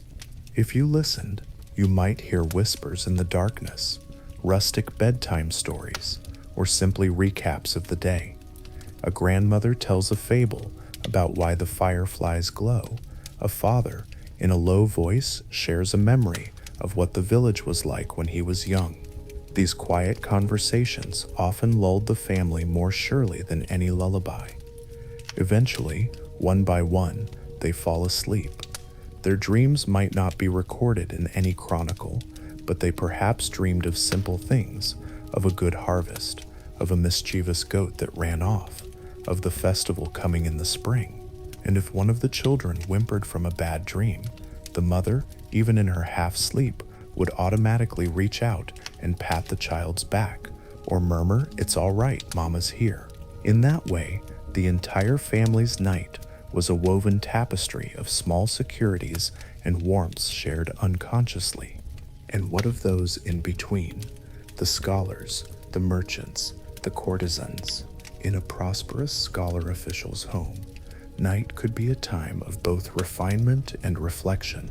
A middle-aged scholar official, having completed his evening reading of the classics, might blow out his lamp and lie awake for a while on his firm bed, his mind sorting through the affairs of the court, or perhaps composing a couplet inspired by the cricket's song. Unable to sleep immediately, he rises again and slides open a lattice window to gaze at the moon. In his journal, which he'll write by morning light. He later notes how the moonlight fell on the banana trees in the courtyard, and how he felt a sudden clarity about a philosophical point, something about the smallness of human worries under the vast sky. Such midnight musings were common among the literati. They even had a tradition of exchanging insomnia poems with friends, writing gentle, self-deprecating verses about being awake when others sleep. One famous poet, for example, sent a friend a poem that described counting the water drips of the clepsydra clock at night and hearing the wind in the pines, concluding with a wry, sleepy-eyed observation that the longest nights yield the most enlightenment, if not rest. Scholars often took bouts of sleeplessness as either a time to be creative or a time to practice stoic endurance. Now travel in your mind to the pleasure quarters of a grand city like Chang'an or Kaifeng. Late at night, behind silk curtains embroidered with peonies, a renowned courtesan prepares to sleep after an evening of music and entertainments. Her room is a sensual haven. Gauzy curtains hang from a four-poster bed. The sheets and pillows are scented with the petals of osmanthus and rose that she's tucked into the silk case earlier. Earlier in the evening, she even sprinkled a few drops of fragrant oil, maybe distilled from lotus blossoms, onto the lamp, so its gentle smoke perfumed the air. For these courtesans, mastery of the art of atmosphere was part of their profession. A favored client might doze off in this cloud of perfume, lulled by wine and the sound of her humming a tune. When he left, she would still have this boudoir to herself. Before she sleeps, she carefully braids her long black hair, a practical step to keep it from tangling, but also a moment to let the excitement of the night settle. Perhaps she allows herself a tiny cup of sweet jujube tea to calm her nerves. Entertaining high officials can be stressful. Then she stretches out on her cool, fragrant bed. The contrast between the lively public persona she projected and this solitary moment is sharp. Surrounded by luxury and the faint traces of the evening's incense, she might finally let her smile drop and sigh into her pillow, thinking of her own hometown or a lost love, or nothing at all, just thankful for a few hours of rest. In a way, her perfumed sleep is both an epitome of high-class comfort and perhaps a lonely respite. Between both rich and poor, one commonality persisted: the night watch.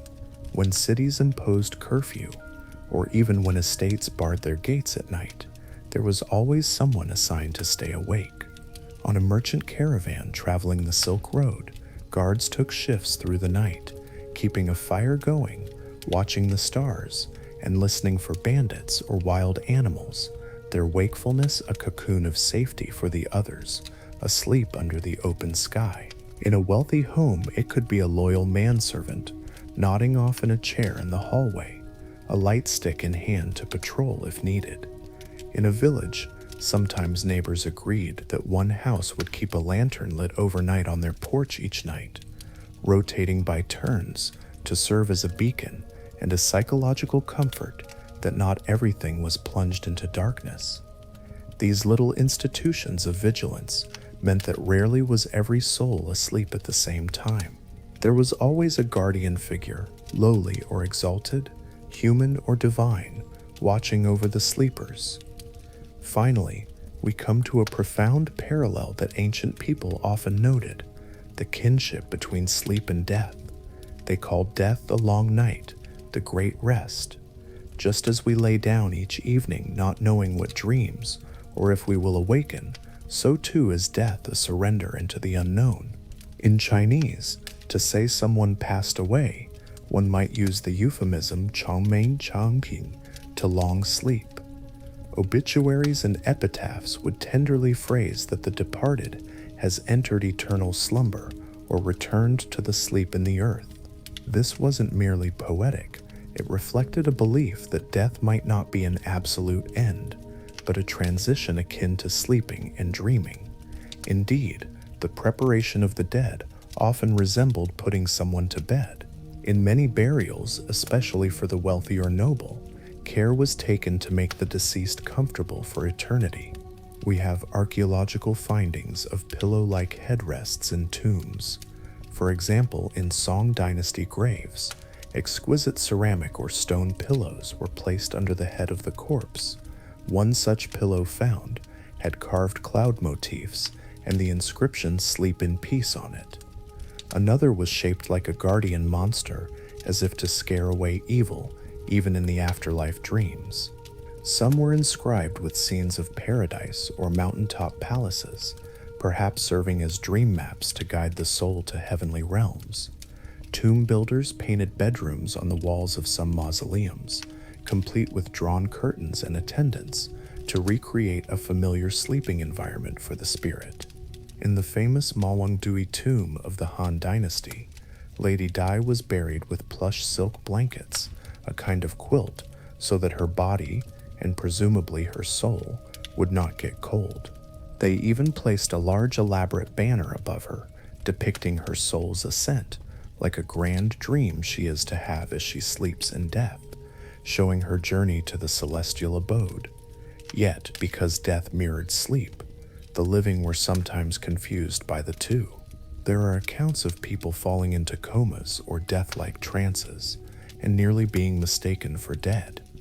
The fear of live burial occasionally surfaces in historical anecdotes.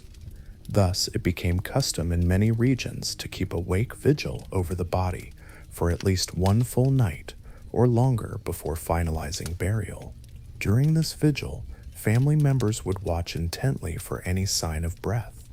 They would hold a feather or a thin strand of cotton by the nostrils to see if it moved with even the faintest exhalation, or place a polished bronze mirror near the lips to check for fogging. One folktale speaks of a man in the Qing dynasty whose pulse was so faint after an illness that he was presumed dead, but a sharp-eyed aunt noticed a single tear at the corner of his eye as he lay in his coffin. The family quickly pulled him out, warmed him, and he revived. He had been aware of voices around him, but unable to move, a prisoner in a sleep that mimicked death. After that, he would tell everyone, "Treat the apparently dead as you would the sleeping, gently and with time, for sometimes they return." To prevent any such horror, some households implemented a quirky precaution, tying a silken thread to the wrist of the ill person and attaching it to a little bell by the bedside. If the person slipped into unconsciousness or apparent death, they hoped a small movement might jingle the bell and alert them that life lingered. It was a crude early form of safety alarm, and just as we protect sleepers from danger, so did people protect the sleeping dead from malevolent forces, or conversely from waking up into undeath. Morticians might discreetly slip a small talisman under a corpse's tongue, a practice said to prevent the body from being possessed by an earthbound spirit, or reanimating as the dreaded Jiangxi, hopping corpse. The idea was, if death is sleep, let it be a peaceful, dreamless one. Do not let anything disturb this eternal rest. They often painted the character for door, mun, or halt, stop, on the coffin lid in red, symbolically sealing the spirit inside so it wouldn't wander as a hungry ghost. Look at old coffins and you'll find painted guardians on the sides, tigers, heavenly generals, fierce deities, very much like the images carved on beds and cradles to ward off demons. The continuum is striking: the baby's cradle, the adult's marriage bed, the sick bed, and the coffin, all adorned with protective symbols, as if recognizing each as a threshold between worlds where vulnerability is at its peak. And dreams, even after death, remained a means of communication. Families often sought dream divination from ancestors. It was not uncommon for someone to sleep at a recently deceased loved one's tomb or beside their ancestral tablet in hopes of receiving a dream message. A grieving son might, for instance, lay out a mat by his father's grave on the 49th day after death, using his jacket as a pillow, and sleep there, praying, "Father, visit me in my dreams, tell me if you are well, and guide me if I am astray." If that night he dreamed of his father smiling and saying something auspicious, he would wake elated and consider it a true communication, a blessing from beyond. In other cases, before making a big decision, say a marriage or a journey, people might earnestly ask their long-departed ancestors for guidance and seek the answer in a dream. A tale recounts how a young woman, unsure which of two suitors to marry, prayed at the family altar for her late grandmother's counsel. That night she dreamed of her grandmother pointing to a withering plant in one courtyard and a blooming orchid in another, a symbolic nudge that led her to choose the kinder, more flourishing man and avoid the one whose household was in decline. Whether one believes in such interventions or sees them as the subconscious working, the cultural practice was there. Sleep was a liminal state where worlds touched, and dreams were letters between the living and the dead.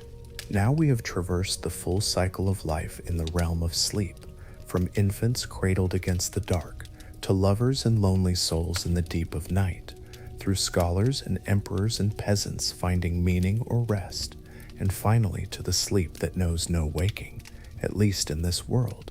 It is a great tapestry of humanity, united by the nightly surrender to something universal and mysterious.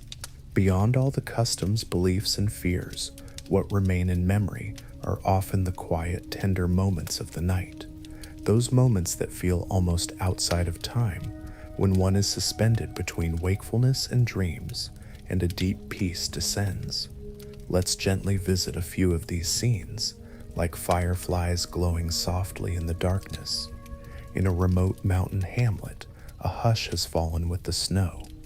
Inside a tiny log cabin, an elderly couple lies on their wooden bed, wrapped in multiple layers of heavy cotton quilts. The night is profoundly still. The only sound is the faint pat-pat of snowflakes alighting on the roof and the occasional soft creak of timber as the house settles. The old woman, hair silvered with age, listens to that snow-muffled silence. It's so quiet she imagines she can hear the snow itself touching the ground, a subtle crystalline whisper. She snuggles closer to her husband of 50 years. The two of them share the warmth of a single human nest. In the darkness, their breathing gradually falls into sync, slow and steady. The old man, who spent his youth as a farmer rising before dawn, now takes comfort that in winter he can sleep a bit longer, shoulder to shoulder with his lifelong companion. They don't speak. They've had a lifetime for words. Now is the time for the language of breath and presence. The old woman feels the gentle rise and fall of the quilt as he breathes, and matches her breath to his unconsciously. In that synchronized rhythm, there's a profound intimacy, two lives moving as one. Outside, the snow continues its silent dance, blanketing their little world. Inside, they drift in and out of light slumber, aware of each other's warmth and the insulated cocoon they share. The old man stirs and murmurs something in his sleep, perhaps a fragment of a dream or an old memory surfacing. The woman pats his hand lightly with a wrinkled hand of her own, and he settles.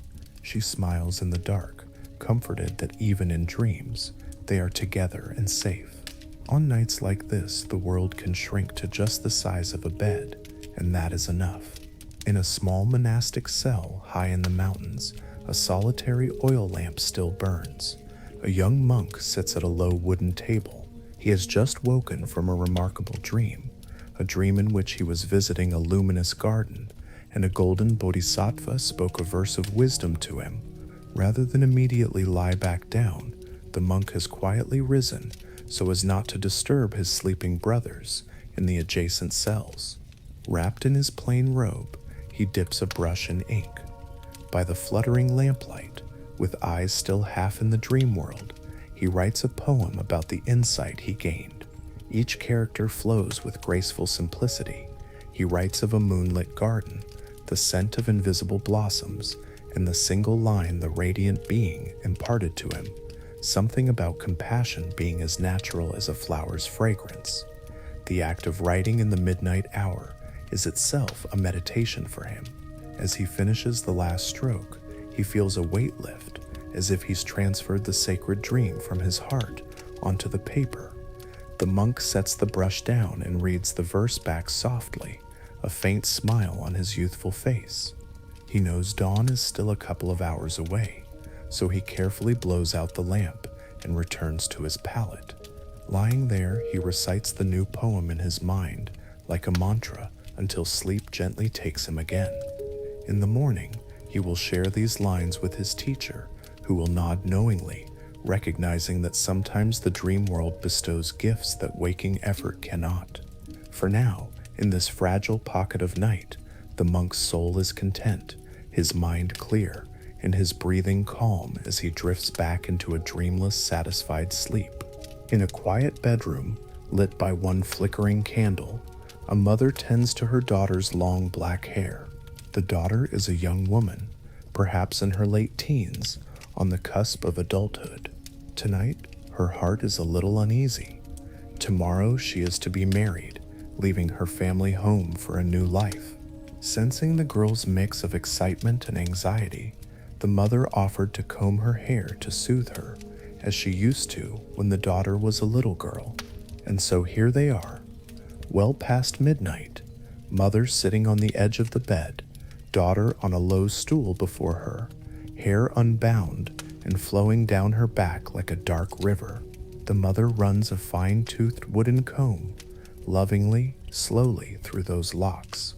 By the dim amber light, the daughter closes her eyes and feels each gentle pull of the comb, each pass easing the tightness in her chest. The lamplight casts their shadows on the wall, two figures merged by shadow into one, a symbol of their closeness. The mother hums an old lullaby under her breath, the same she sang when her daughter was an infant. The young woman recognizes it, and a tear escapes her closed eyes, not out of sadness exactly, but out of a deep, tender emotion. The mother sees the tear glint and silently wipes it away with the pad of her thumb, continuing to comb, stroke after stroke, until the daughter's hair shines and her head feels light. Finally, the mother braids the hair with a red silk ribbon, a traditional blessing for a bride, symbolizing happiness and protection. She leans forward and kisses the top of her daughter's head, just as she did on countless childhood nights. "Sleep well, my child," she whispers. The daughter rises and embraces her mother tightly, then lies down. Under the weight of the quilt and the tranquility induced by the combing, she feels sleep finally gathering her in.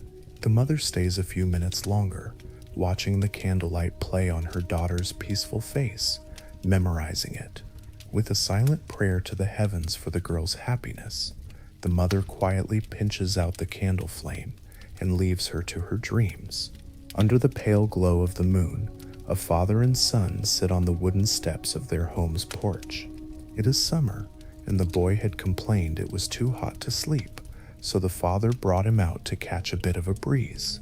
The air is cooler now, and filled with the sound of rustling leaves and distant frogs. Above, the sky is a deep velvet, the moon a friendly companion. The father points out the moon to his son and begins to tell a favorite bedtime story, the legend of Chang'e, the lady on the moon, and how she got there. As the father speaks in a low, soothing voice, the boy gazes up, trying to see if he can spot the outlines of the lady or the jade rabbit that is said to live with her. The father's arm is around the small shoulders of his child, drawing him close. "And so Chang'e lives in the Moon Palace," the father murmurs, waiting until the day she can visit her loved one on Earth again. "See how brightly she shines. She's watching over all of us down here." The boy, his head resting against his dad's side, yawns hugely. The night has grown comfortable, and the story's gentle cadence has done its trick. "Will she watch over me too?" he asks in a drowsy whisper. "Of course," the father answers softly. Her light reaches everywhere. "You're safe, my son." By now, the child's eyes are half-lidded, more asleep than awake. The father falls silent, simply listening to the crickets and feeling the heaviness of his son leaning into him. He scoops the boy up in his arms. The child instinctively wraps his arms around his father's neck, trusting even in sleep, and carries him inside. Laying the boy on his little bed, the father pulls a light sheet over him. The boy murmurs something faint, perhaps finishing the story in his dream. The father smiles and quietly whispers, "Sweet dreams," before retreating, leaving the door ajar so the moonlight can continue to cast a protective silver rectangle on the floor beside the child's bed. In a scholar's study, the midnight oil has burned low to a blue ember. Our scholar friend, the one with so many worries and curiosities, has finally set aside his books and lies down on a simple cot by the window. Through the lattice, a single star beams. He takes a last look at the incense stick he lit after his late-night reading session. It's a little ritual of his to burn incense before bed. Tonight it was sandalwood with a pinch of calming frankincense. The incense stick sits in its bronze holder on a side table, its ember a tiny red dot in the dark, a thin wisp of smoke curling upwards. The scholar watches that smoke as it twirls and twists, creating lazy shapes in the air. In the silence, the patterns of smoke become mesmerizing. He sees in them perhaps the outline of a mountain, now a drifting cloud, now simply a wavering line that disperses. As his eyelids grow heavy, that thin plume of incense smoke seems like a bridge between the worlds of consciousness and sleep, tangible yet ethereal. He reflects for a brief moment on how that smoke is like thoughts, arising, dancing, and then dissolving into nothing. With a soft sigh, he closes his eyes. The room smells of the pleasant incense, a scent now tied to his body's understanding that it's time to rest. He feels the subtle coolness of the night breeze and pulls his light silk coverlet up to his chin. In his last semi-conscious thought, he notes that the incense stick has burned out completely, its job done. The room is now truly dark and still. The scholar drifts into a gentle sleep, his mind finally quiet, entering a private realm of dreams, perhaps filled with scrolls and poems, or maybe simple darkness and relief.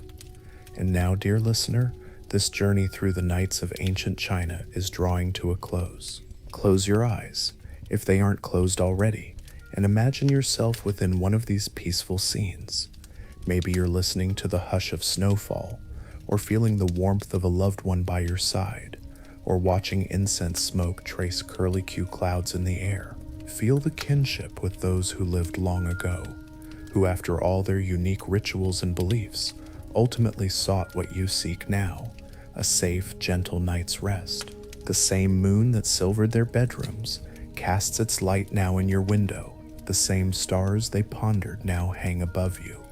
Across time, they offer you company in the quiet. You are not alone in the dark. Your ancestors in spirit tuck you in with all their accumulated caring. The red strings, the soft lullabies, the protective prayers, those comforts belong to you too. Breathe in the calm of this moment and breathe out any remaining worries of the day. But for now, the hour is late, the candle is nearly out, and it's time to surrender to sleep. May your dreams be sweet and your night untroubled. You are watched over and you are at peace. Good night and sleep well.